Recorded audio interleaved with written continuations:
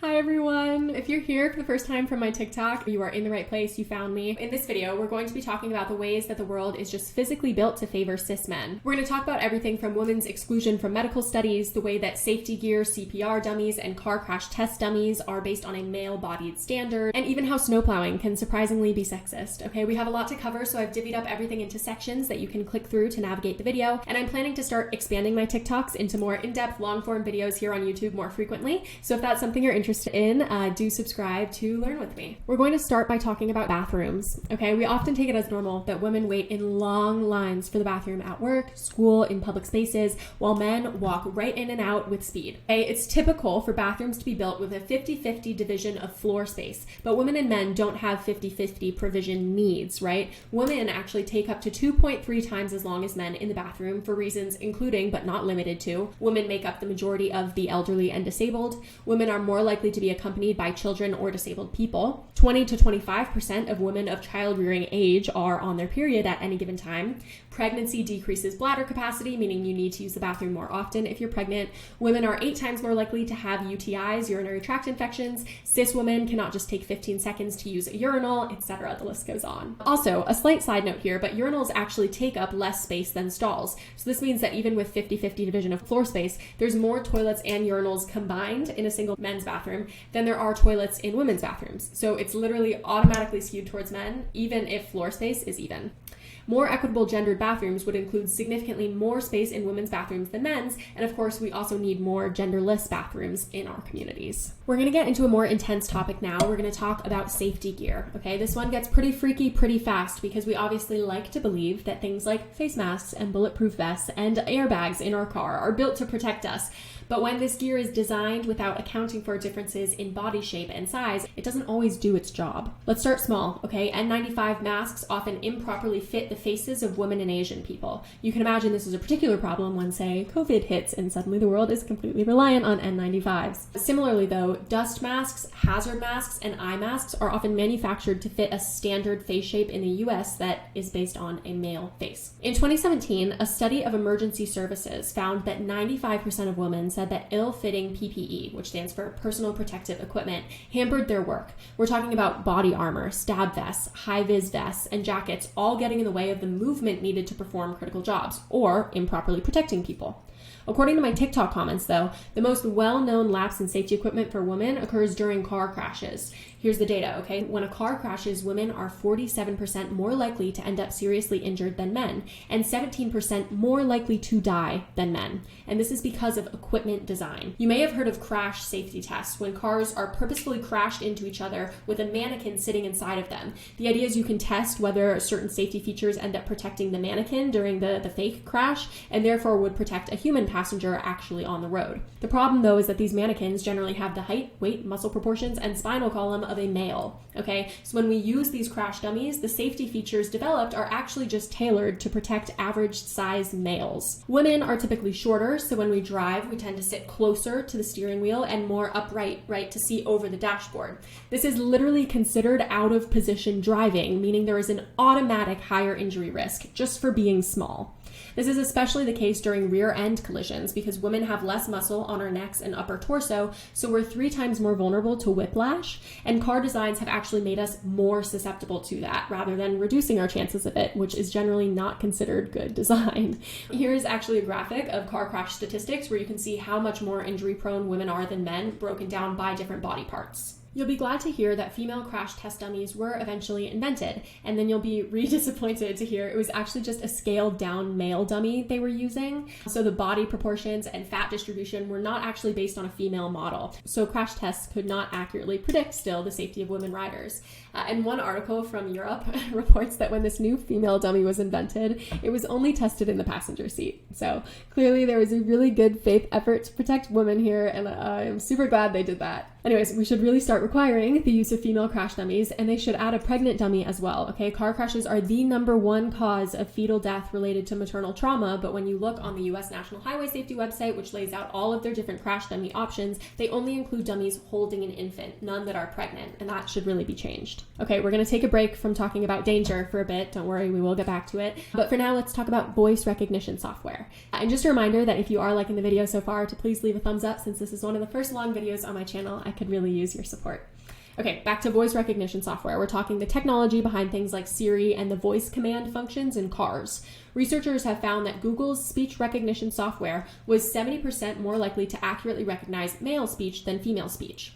There's a car website that's called Autoblog where a few women have actually shared stories. One person owned a 2012 Ford Focus that only listened to her husband's speech even when he was sitting in the passenger seat. Another called the manufacturer for help when her Buick's system wouldn't listen to her, and she's quoted saying, "The guy on the phone literally told me point blank, it wasn't ever going to work for me. They told me to get a man to set it up." The author of the Guardian article I was reading that talked about all this shared that immediately after writing her article, her mom had 5 failed attempts to voice activate a call in her Volvo, and the author recommended, like, "Mom, try lowering your voice for a second," and it worked on the first try. Siri, when she was introduced, was capable of finding prostitutes and Viagra suppliers, but not abortion providers. And if you had a heart attack, she could assist, but if you told her about sexual assault, she would respond with, "I don't know what you mean by I was raped."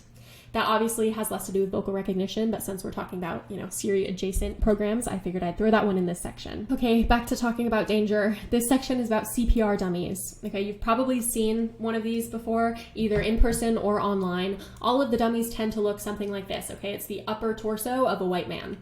If women suffer a cardiac arrest in public, they're 27% less likely to receive CPR than a man. In other words, if a bystander who knows how to perform CPR sees someone fall to the ground in public in cardiac arrest, they are more likely to go give that person CPR if it's a man. In line with this, okay, as expected, women are now 29% less likely to survive having a cardiac arrest in public, which makes sense because they are not getting CPR at the same rate of men. This can be traced back to the way that we train CPR, okay, with these unilaterally male-bodied dummies. A group of Harvard and MIT students who actually invented a new female-bodied dummy reported that when they taught CPR classes, they received questions from students like, "Do women still need CPR?" The cognitive effect of training people only on male-bodied dummies is that people genuinely question whether to perform the life-saving procedure on women. Speaking of those students and their new female CPR dummy, they actually created a petition for the American Heart Association since they review their CPR training standards in 2025. That's next year. This is not sponsored. I genuinely just found these people on the internet and thought what they were doing is cool. If you think they should require female-bodied dummies in their updated CPR training standards, you can click the link that I've left in the description and add your name to the petition. Now that we've talked about CPR dummies, let's talk about faulty medical care more broadly. This is honestly the most mind-boggling section to me because the way that the medical field has treated women for so long is genuinely just antithetical to science. The first thing to know is that before 1993, women were rarely included in clinical trials for new medicines. Plenty of medical scientists confidently, in public, were like, yeah, including women in studies is useless because hormones and menstrual cycles just make data too complicated. They literally were basically admitting publicly that they would get different results if they tested medications on females than males, but they did not feel like parsing through the differences in that data, so they just didn't do it. Sorry, I'm getting messages. I'm really popular. That means that brand new pills and treatments were put on the market for women without ever having been tested on women. The obvious effect of that is that we're going to end up experiencing adverse effects of medicines way more often. In fact, according to some studies, twice as often as men. Women are also at risk of overdosing on prescribed medication because we are dosed amounts appropriate for male bodies sometimes, but not female bodies. It gets worse though. At one point in time, it was actually illegal to include women in certain clinical studies. So not only were researchers just opting out of including female test subjects, but they were literally prohibited from it by the government. This began in 1977. It was a US government reaction to the drug thalidomide. Thousands of pregnant women in Europe and Australia were taking the drug for morning sickness, and it was causing severe birth defects and sometimes death of the babies. Obviously, that's awful. But instead of mandating that medication's effects on pregnancy be studied to prevent something like that happening again, or in the US, the FDA just decided we're going to exclude all women of reproductive potential from the first 2 phases of clinical trials. Even if you weren't planning on pregnancy, even if you were celibate, even if you were on birth control, even if you had a husband with a vasectomy, okay? The government mandated that you could not be included in the first 2 phases of clinical trials. Point blank. Excluding women, shocker, has led to some obviously ridiculous clinical trials. one study about how obesity affected breast cancer and uterine cancer enrolled only men. I want to say that again for you. There was a study of breast and uterine cancer that did not study a single woman. Shocking. The Baltimore Longitudinal Study of Aging, which began in 1958 and claimed to explore normal human aging, didn't enroll any women for the first 20 years that it ran. The Physicians' Health Study, which recently concluded that taking a daily aspirin may reduce the risk of heart disease, well, it was conducted with 22,071 men and 0 women. Don't get me wrong, okay? It's a positive thing that the US government eventually mandated women's involvement in clinical trials in 1993. However, remember that a ton of meds that we still regularly use today were approved well before then. And even today, many scientists will include women in their trials, but fail to separate their data by sex or gender, meaning they could be missing crucial differences in the effects that medications have on men, women, and trans people. A study in 2013 found that women were 29% more likely to have a failure of a metal hip implant than men. A study of 10 prescription drugs that were taken off the market between 1997 and 2000 because of severe adverse effects that people were experiencing. Turns out 8 out of those 10 drugs had been causing greater health risks in women than men that whole time. Even today, okay, in 2024, USA Today finds that fewer than 20% of medical schools have sex and gender-based curriculum that was beyond obstetrics and gynecology. So in other words, medical students even today are not learning how medications affect men, women, and trans people properly, nor are they learning enough about how symptoms for the same diseases can look across different sexes. It's for this reason, okay, that heart attacks are routinely misdiagnosed in women. In the UK, women have a 50% higher chance of being misdiagnosed during a heart attack, and the result of this is that women are literally being sent home from the hospital when they should be receiving emergency treatment for their heart. This is largely because symptoms of heart attacks and heart disease appear differently in men and women, but people aren't educated on that. Men are more likely to have chest pain, and women are more likely to have shortness of breath, nausea, fatigue, and pain in other parts of the body, like the back and the jaw. And in fact, only a little over half of physicians and cardiologists, people who literally specifically study the heart, feel prepared to diagnose heart attacks in women. I've got a list, actually, of really disheartening quotes from women who were sent home with heart attacks.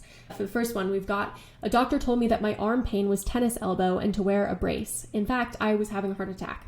Next, we have, "The EMT advised me to breathe into a bag. He said I was having a panic attack."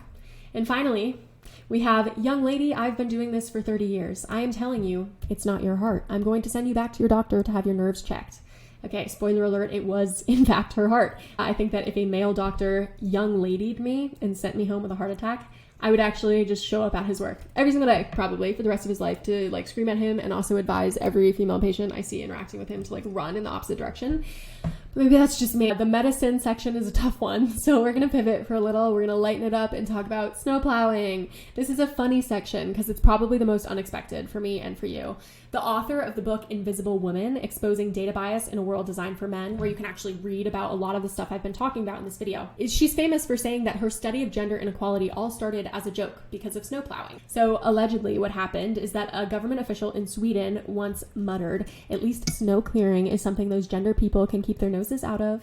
So the Swedish Gender Equality Initiative team, clearly they have a good sense of humor, they decided to research whether they could actually find sexism in snow clearing. And spoiler alert, yes, they did. What they found is that snow clearing routes were based on male-dominated travel routes. So there were tons of injuries for women that were costly for the healthcare system. Specifically, it's normal in Sweden at the time and here in the US for main roads and arteries to be cleared first, right? We're talking like the highways, the ones that are typically used to commute into an office. On the other hand, the local roads and walking paths were usually cleared last. The problem is that the commute to an office is a little bit more optional. It can usually be postponed a day. You can work remotely from home, or you can just go in the next day after being snowed in. But the people who were traveling on the smaller paths were often women who were performing more mandatory tasks, like getting groceries for that night, caring for children, or caring for sick folks or elderly people, things that can't be put off 24 hours. So the women who were disproportionately using these smaller paths to complete their mandatory caretaking tasks were trudging through the snow, sustaining injuries, and that was actually costing the healthcare system. In fact, a full 79% of pedestrian injuries were happening in the winter in that place, largely because of the snow. When the government did switch to clearing the small paths first instead of the big roads, accidents were cut in half, and the healthcare system ultimately saved money. I think that this is a really interesting example of how it can be worth researching whether inequities exist, even in places where you don't expect necessarily to find them, because it's just so ingrained in us to build things around a male standard that it often goes right over our heads that we're even doing it. All right, y'all, you've made it this far, and I'm proud of you, and I'm honored, frankly. So we're gonna do a rapid fire miscellaneous section to finish off the video. So here are some fun facts or not so fun facts about sexism in our systems. NASA, embarrassingly, had to cancel its first all-female spacewalk because they did not have enough women-sized spacesuits for the event. They also famously offered Sally Ride 100 tampons for her week-long trip to space, just in case she started bleeding out, I guess.